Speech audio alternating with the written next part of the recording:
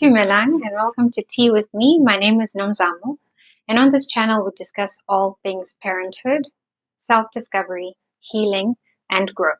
So if that sounds like your cup of tea, please sit back, relax, and join us.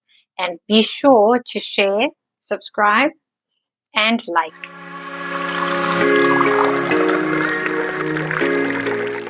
On today's episode, we're going to be discussing becoming a mother. Many times we think there's a time when you are ready to be a mother. Most times it's something that just happens. But what happens when you become a mother when you are young and the father is not 100% ready to be a father? What happens with the growth? How does that define the sense of family? We have ideas of what a family should look like, what a unit should look like, but it's not always the case. This episode, I'll be talking to Thato about her journey through motherhood. Got 2 sons, right? And we're going to take a talk through that, what your experience has been like, what the difficulties have been, and what you have learned through the process. So welcome and thank you so much for joining us today. Thank you so much for having me. Awesome. So let's start by you telling us, first child, how old were you? I was 22. 22. Nice. Okay. And take us through. Wow, I was just in the prime of my life at the time, I guess. Mm-hmm. I thought I had everything figured out. I Of was course. working, I had my own place, and I was just positioning myself on the path that I want to take. You know, everything that I imagined, I wanted it to go that way. And I met this guy and I said, okay, this is a person that I want to settle down with, have kids with, and I don't want to go from relationship to relationship. This is who I'm choosing to build life with. Little did I know that the guy was not ready. Wow. And tell me, during the time that you were dating, were there any, now that you're looking back, were there red flags? The first red flag was when I met him, he was with someone else. Okay. And I'm not proud of how the whole thing was handled because he left the lady for me. Oh, okay. That should have been the first red flag. Mm. And I totally overlooked it because I wanted what I wanted. Mm. And we moved from that. And, you know, when you want to see the good in someone, you overlook all these things, especially the red flags. Yeah. There were many of them, but I chose not to pay attention to them because I wanted what I wanted. Yeah. And what was his story about the other woman? Because I think a lot of times, one thing that I hate is when women fight over a guy, when it's the guy that went for the other woman. But what story did he tell you about her? When we met, he said to me, he's seeing someone. Mm-hmm. He didn't say that he paid, lobola for her. Mm-hmm. They have a child together. They are staying together until it was mid-relationship. Okay. And that's when I found out everything. And I was like, I'm not asking you to choose, but I think it's only fair that I know where we're going. Yeah. Because I'm young and this is how I want my life to go. Mm. And it's like, no, I love you and things are not good with this person. So I want to be with you. Mm. And I guess the lady found out. She went through the phone. She saw whatever she saw. They fought. She left. Oh, okay. And then I think a month after that, we moved in together. Yeah. Okay. We were starting life together. I mean, he was not already or not, but we were just starting out. Yeah. I thought we were building something solid. Because he was older than me. How much older? I think about 8 years. Okay. Yeah. Okay. So I thought we were headed in the right direction because the guy is old, he's mature. And looking back at his past, I think he would have wanted to do things correctly that time around. Okay. But I guess he was just not up for it. And you can't force someone to be someone that they don't want to be. No, that is so true. And I always say that when a person is a certain way, just because you see them as something else is not going to make them that something else. If someone, I always say, if someone's going to cheat, they're going to cheat. Regardless of what happens, that person is going to cheat. So when someone says, don't invite your friends over, especially that one because she likes wearing mini skirts, your husband. No. If he's going to cheat, whether she's wearing a mini skirt or she's wearing a potato sack, if he wants to cheat, he's going to cheat. Tell me about when you got pregnant. Oh, when I got pregnant, it was unexpected because I knew that I couldn't conceive because I had complications with that. And it came as a surprise because I found out 6 months into the pregnancy. Really? Yeah. You didn't have morning sickness? You didn't have none of that? The only thing I had through that was a headache. Is that? And putting on weight and just my appetite went sky high. Really? Wow. And how did he take the news? Well, I went to the clinic alone because of the headache. And when I got there, I explained my symptoms, and obviously they're going to do all these tests. And I was in shock. And I was like, okay, this is what I wanted. But let's just find out what he wants. I called him, he was at work. And I said, we need to talk. I'm not feeling okay. I need you to come home. Came home, told him I'm pregnant and I'm 6 months pregnant. Well, I think he was happy, or he seemed happy. I would never know to this day. So, yeah, he was, I don't know, maybe I misread the situation at the time because I thought he was excited. Yeah. But after the pregnancy, after I gave birth, I got a different version of him. Really? So when you found out you were pregnant, how did you break the news to your family? My mom was the first person I called because she wanted a grandchild so much, her and my grandmother. So I called them and I'm like, Soko Clinic. And this is what they said. They were very happy. Okay, that's good. And they're like, we need you to come home this weekend. And I went home. They were just too excited, especially my grandmother. Can you imagine? And that made me happy because I could make the most important people in my life very happy. Yeah. And you know that because they're happy, you'll have a support system. Yes. Okay. Now there's a baby. And how differently did he act? Before the baby, it was, during the whole pregnancy, he was there during the pregnancy. But, when someone complains about the little things, that's when you need to pick up, okay, this is not going to end well. Yeah. And then there were complications with the pregnancy. And that's when I started to realize that this is not the person that I thought he was. Yeah. Okay, now fast forward to the baby being here. The baby is now here and the guy doesn't have a plan. Okay, I had prepared everything for my child. My mother and grandmother made sure for when the child arrives, he's got everything. At that time, were you guys talking about maybe getting married? Were you guys talking about maybe... The guy, he bought me a promise ring. Really? That's so high school. You're the promise ring. Yeah, had a little ring, and yeah, he was talking marriage, but I didn't want to put pressure on him, because like I said, we were just starting life together. And I feel like even from the side, your family high, he had some sort of pressure. Okay. Because the mother didn't like me for whatever reason. And it was difficult for him. This is the woman that you love, and this is my mother. Now what do I do? And that put a strain on our relationship because I felt like he was not there. Yeah. Whenever the baby needed something or I needed something or his support or presence, he had to, decide between me and the mother, choose between the two of us. Yeah, that's not healthy. And obviously I would have to suffer and the child would suffer. Okay, so now there's the baby, and when did the cracks, like the big cracks now? When I actually went to Gai.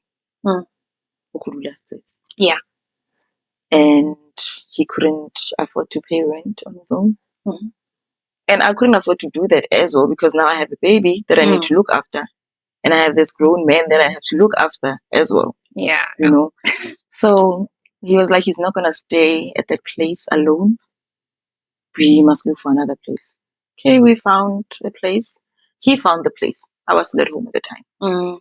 And that's when I started seeing things that I didn't even expect from him. You know, like men cheat. They do cheat, and you can't control what a man is going to do.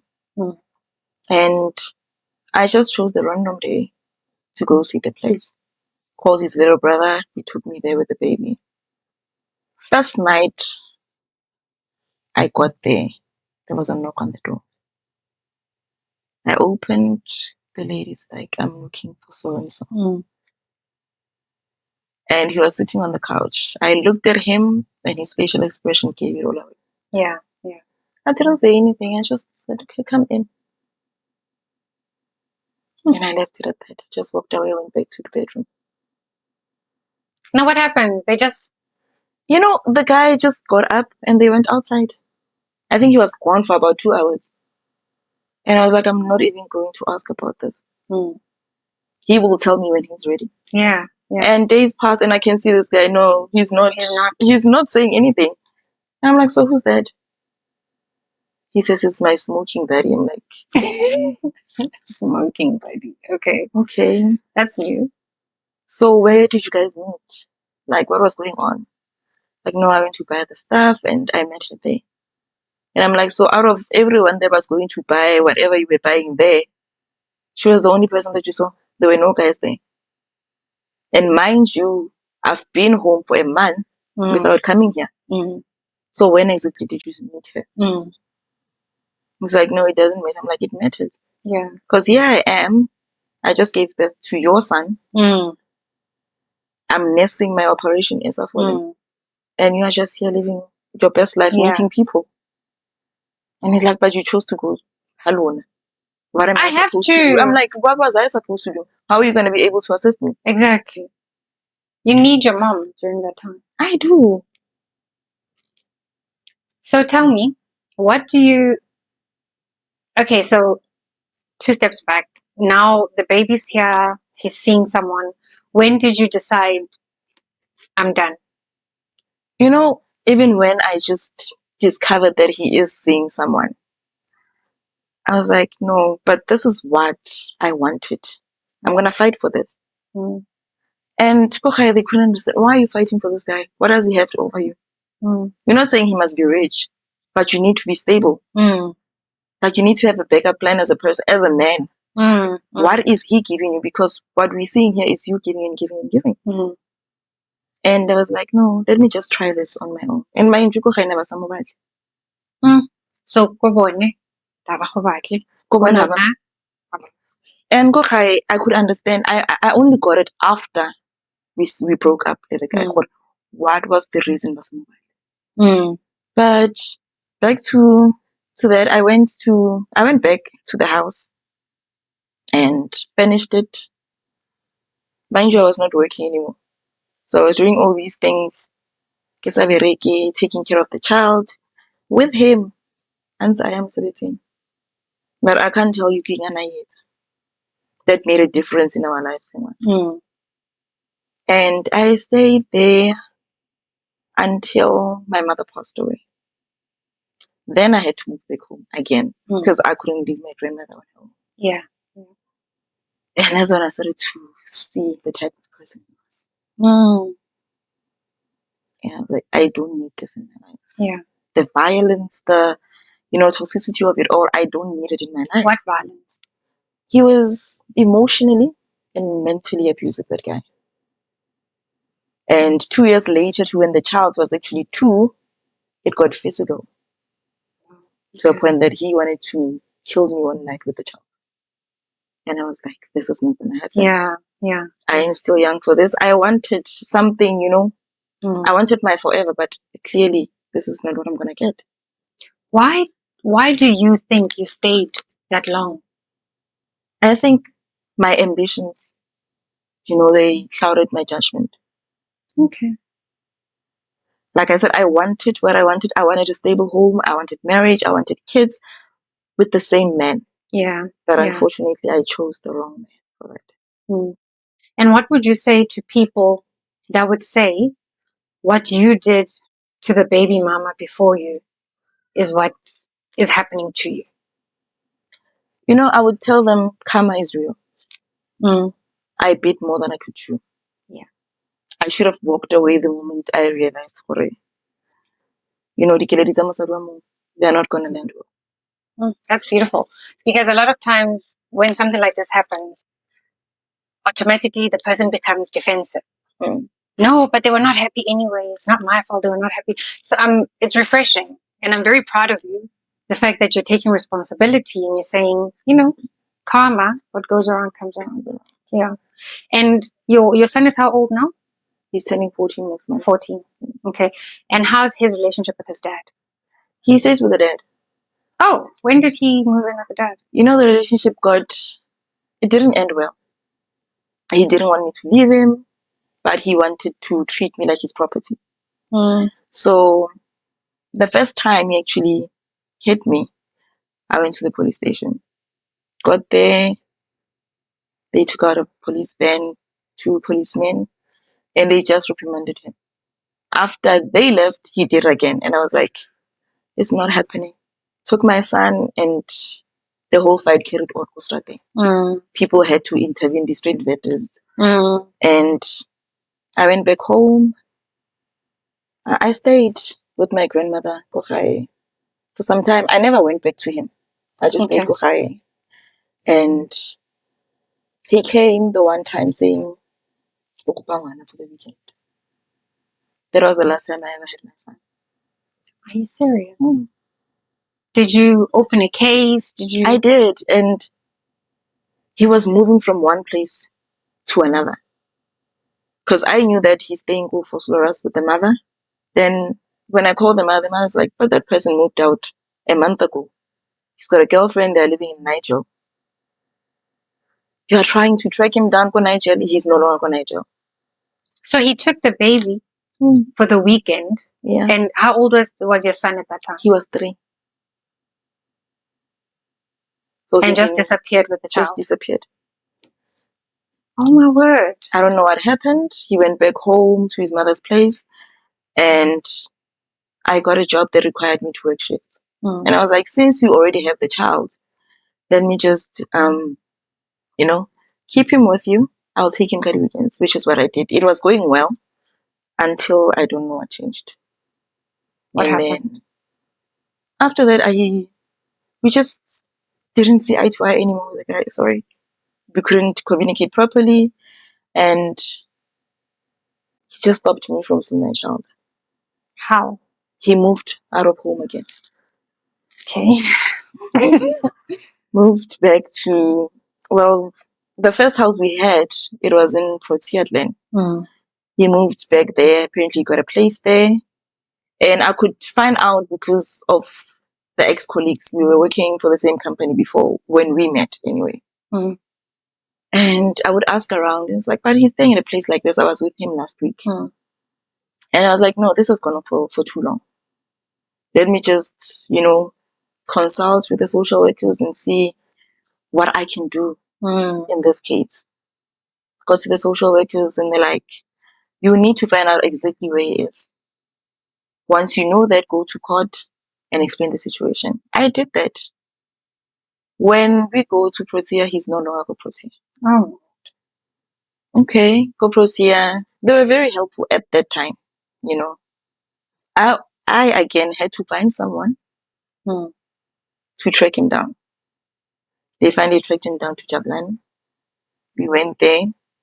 No, I actually didn't go there. I actually went back to court. And I think they subpoenaed him. We went there. First day of appearance, he was late. And he came with his whole entourage. The new girlfriend, the mother-in-law, the father-in-law, the whole family. And apparently after I left, when I was done with the judge, that's when they walked in. But it did not go well. Is it? It did. I feel like in this case, the justice system failed me completely. So he won.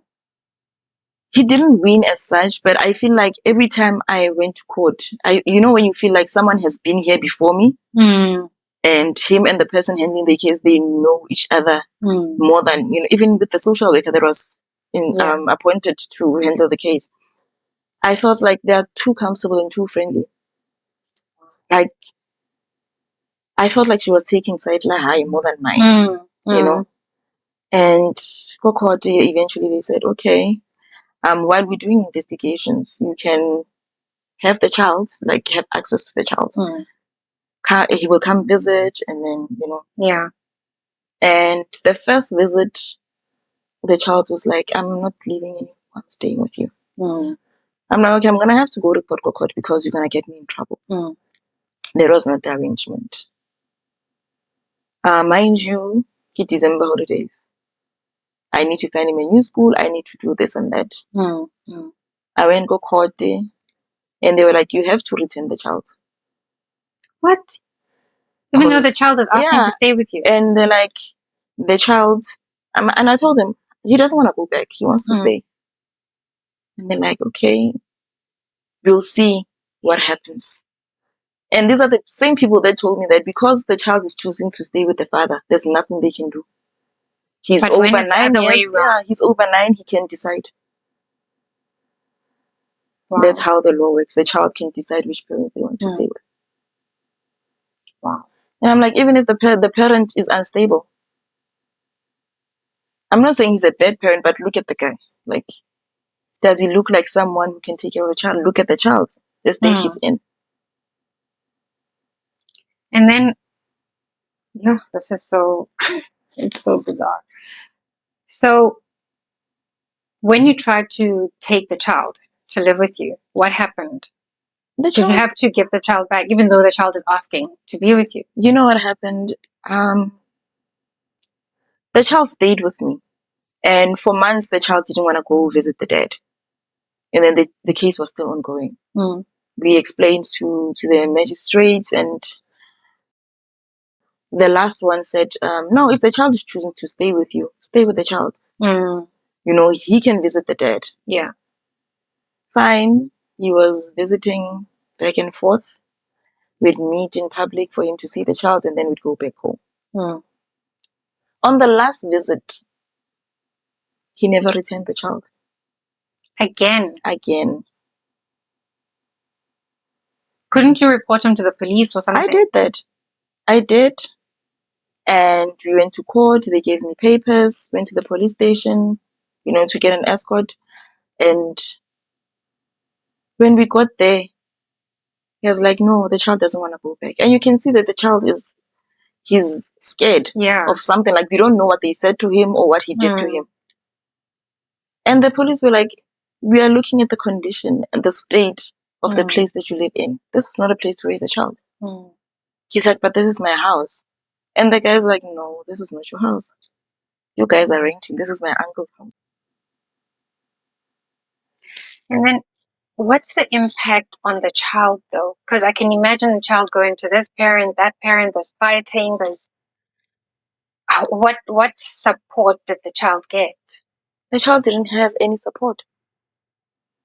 Mind you, there were social workers on the case, but they failed to do anything.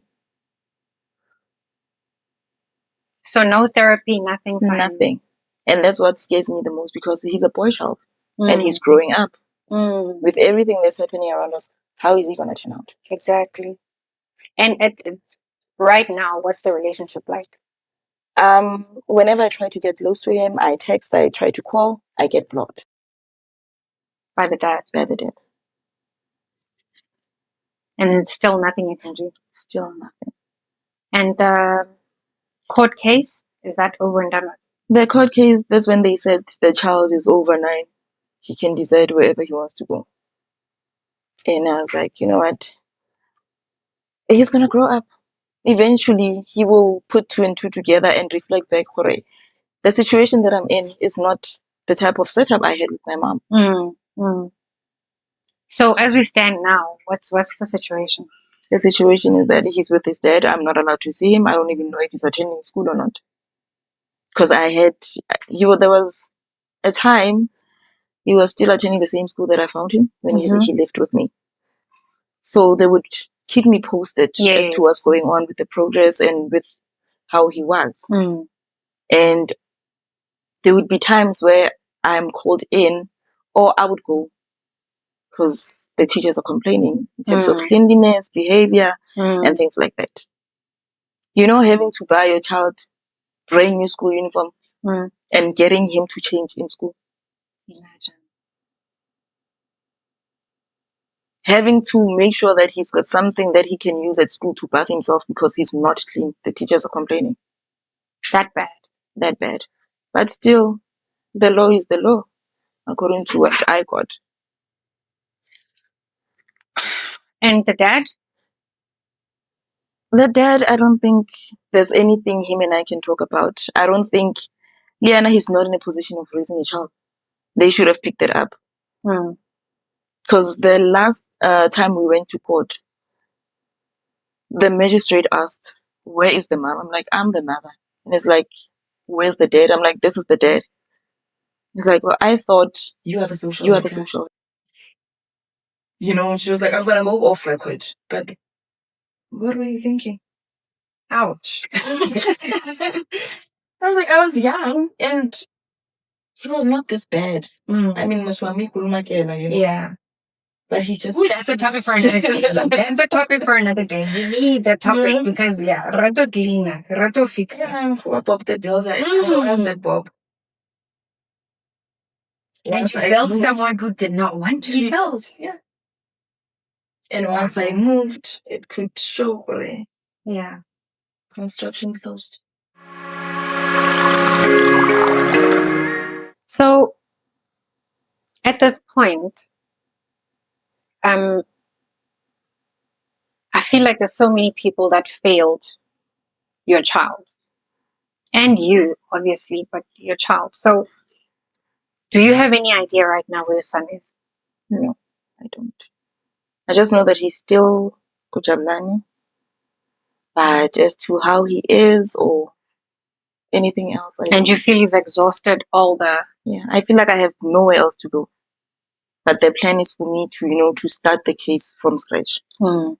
And just see how or what help I can get. Yeah. And you've got a 6-year-old. It's a bundle of energy. What's the relationship? Was there ever a relationship between the two? There was, but it was for, a brief moment. How old was the 6-year-old at the time? He was 3. Okay. Yeah. So he does remember. He does remember. He knows his brother. And randomly he would ask, "Where's my brother?" And I would have to explain the situation all over again. Yeah. Because he's very smart. When you tell him things, he actually understands. He can process it. And did they have a good relationship? Oh, they did. They got on so very well. Because now they've been denied that. They've been denied that. I'm praying that, at some point they'll meet again and pick up. That's my wish. That's my prayer more than anything. Yeah. I know they have a good relationship as well. Yeah. And someone in a similar situation, because I can't wrap my brains around it. What was the biggest challenge for you? Going through the legal system, going through the social services system. What was the biggest challenge for you? For me, the biggest challenge was support. When you don't have any support, it's very hard because you don't know who to turn to. I mean, there's a part where you have to go through that alone and you go back and report to the people that were not there for you. A person that can't take time and say, "Okay, when is the court date? Can I go with you?" And you have this person coming to court with all these people that he's got and just saying things they don't even know. So for me, that was the biggest challenge. I don't have anyone to go through that with. You went through all of that alone? Alone. Sure. That must have been painful. It was. That must have been painful. Okay. And then tell me, right now, you say you don't know where your son is. You don't know where the dad is. either. You just know that they are. Yeah, in that area. That's terrible. That's so terrible. And okay, so looking back, because I think this goes beyond just being a single mom. It goes into you've lost your child in the process. You know your child is out there somewhere, but you've lost your child in the process. How is the grieving been for you? You know, I don't think I actually have taken time to grieve that situation. And to me, when I had my now 6-year-old, I was just trying to fill a void. But it can never be the same. Because that was my first child. That's the person that made me a mom, you know? And it could never be the same. Yeah. And it's two completely different individuals. Exactly. Do you think you parent from guilt? No. I think my parenting right now is just to correct what I did. I hope you know that you did nothing wrong. I know. I hope you But I feel like, you know, the wrong part that I played in all of that was choosing the wrong person. But like you said, you didn't see the red flags until it was. Unfortunately, we don't always see the red flags, especially when you're wearing your rose-tinted glasses and you want to see the good in someone. You sometimes, it's easy to overlook the glaring red flags. If you had to give yourself advice, if you were talking to your 19-year-old self, what advice would you give? You know, always, even today, I give myself the same advice as if I'm that 19-year-old or 22-year-old. When your family doesn't approve of something, they know why. Listen to them. And don't follow your heart. Put your head in it as well. True. Because if you do things, carry emotions, they never turn out well. No, that's true. That's true. Wow. Okay. So this is so much for me to take in. I think I came into this conversation thinking we're going to talk about one thing, and it became something else completely. But a good conversation to have, because talking to you, I'm wondering how many other people out there are going through a similar situation, both men and women, that have no access to their kids because the legal system has let them down. But I pray that, one day your son comes back to you. I pray that somehow the legal system gets to a point where, you're able to get access to your child. That's my hope for you. Okay.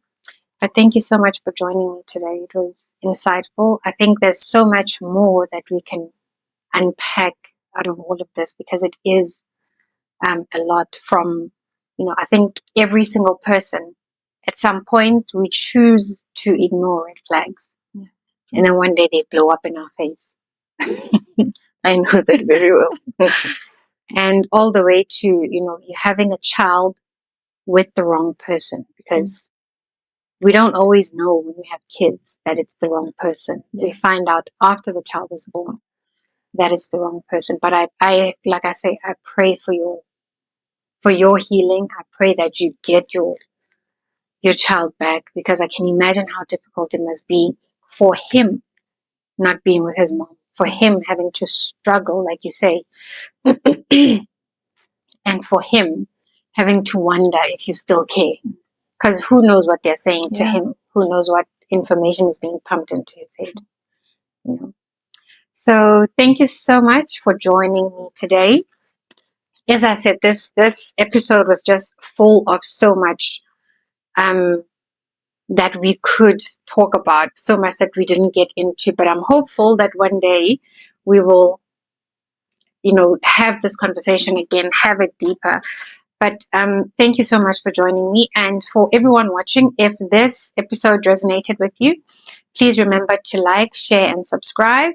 And at the end of this video, we will share some information on where you can go to get help around abuse, around custody issues, and around just general support as a single person, especially if you've lost your child to someone, where you can go to get that help. But for now, I thank you again for joining me in my episode, and see you again with Miss Finty with me. Namzam. Take care. Bye.